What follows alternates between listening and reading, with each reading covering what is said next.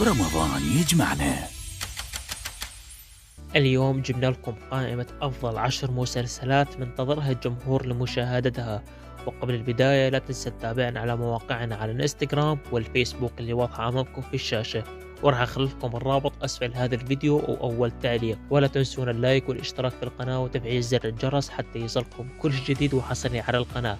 ونبدي بالقائمة الرسمية، وأول مسلسل عراقي منتظره الجمهور هو مسلسل عالم الست وهيبة الجزء الثاني، واللي راح يكون من بطولة غالب بجواد وعلي عبد الحميد وبراء الزبيدي وزهير محمد رشيد وسمر محمد وستار البصري وسامي قفطان وفوزية حسن وخليل إبراهيم وطالب الربيعي وإحسان دعدوش وسلاف جليل ومحمد أياد راضي وساندي جمال ومجد الخضر ومحمد البصري وخضير أبو العباس وطلال هادي وطه المشهداني وأسيل عادل ونجلاء فهمي ولؤي أحمد وعلال إبراهيمي ونخبة من نجوم الفن العراقي. ومن تأليف الكاتب صباح عطوان وإخراج المخرج سامر حكمت، وعرضه راح يكون على قناة UTV العراقية. أما العمل الثاني راح يكون مسلسل خان الذهب الجزء الثاني، راح يكون من بطولة غسان إسماعيل وسيف الشريف وسامي قفطان وسارة البحراني ورويدة شاهين وأميرة جواد وأحمد الخفاجي وطه علوان وعزيز خيون وحافظ العيبي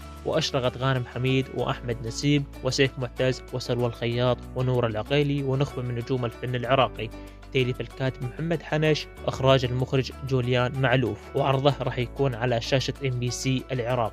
أما العمل الثالث راح يكون مسلسل وطن الجزء الثاني، وراح يكون من بطولة مهند أبو خمرة وعلي عيسى وزهراء من ميم ونخبة من نجوم الفن العراقي.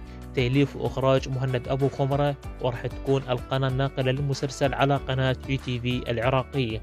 أما العمل الرابع راح يكون مسلسل عسل مسموم من بطولة بكر خالد وهند نزار ومريم غريبة وآسيا كمال ومحمود أبو العباس وكاظم القريشي وطه المشهداني وصب إبراهيم وزهور علاء وذو الفقار خضر وحسين عجاج وفوزية حسن وبيداء رشيد وعلي جابر وحسين حافظ ونخبة من نجوم الفن العراقي. تأليف الكاتبة اللبنانية ندى عماد خليل، إخراج المخرج السوري فادي سليم، وعرض المسلسل راح يكون على شاشة MBC العراق. أما العمل الخامس راح يكون مسلسل قصة من بطولة ألكسندر علوم وروان مهدي وكلوديا حنا وهيثم عبد الرزاق وعلي فرحان وسمر محمد ومصطفى داخل ورنيم التميمي وماريانا مايكل ونخبة من نجوم الفن العراقي. تأليف ورشة من الكتاب وإخراج مراد ترك، وعرض المسلسل راح يكون على قناة UTV العراقية. أما العمل السادس راح يكون كريستال من بطولة مصطفى الربيعي وميمون الخالدي وأحمد نسيم وهند طالب وميرا طالب وعلي جبار وعلي سمير وحيدر كرار ونخبة من نجوم الفن العراقي. تأليف الكاتب محمد خماس وإخراج المخرج محمد جعفر. أما العمل السابع راح يكون مسلسل آمرلي من بطولة الفنان الإيراني مصطفى زماني وهالة العادل وكاظم القريشي ونريمان الصالحي ونخبة من نجوم الفن العراقي. تأليف الكاتب جعفر تايه وإخراج المخرج أحمد إبراهيم أحمد، وعرض المسلسل راح يكون على شاشة العراقية. أما العمل الثامن راح يكون مسلسل الساتر الغربي من بطولة ألكسندر علوم وأنعام ربيعي وشاهندة وصفاء هادي ومرتضى حنيص ومازن محمد مصطفى ونخبة من نجوم الفن العراقي. تأليف الكاتب مهند الطيب وإخراج المخرج محمد جعفر، وحتى هذه اللحظة لم يتم الكشف عن القناة الناقلة للمسلسل.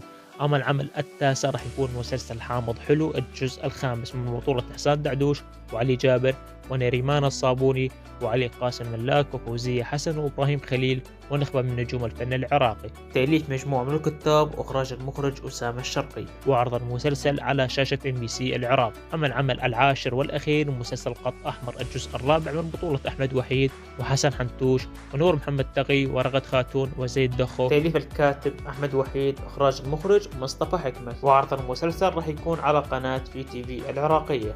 وإلى هنا نصل إلى الختام، واكتبونا بالتعليقات عن أكثر عمل متحمسين تشاهدونه برمضان. أتمنى الفيديو يعجبكم، لا تنسون اللايك والاشتراك في القناة وتفعيل زر التنبيهات حتى يصلكم كل شيء جديد وحصري على القناة. أشوفكم إن شاء الله فيديو القادم، تقبلوا تحياتي والسلام عليكم ورحمة الله وبركاته.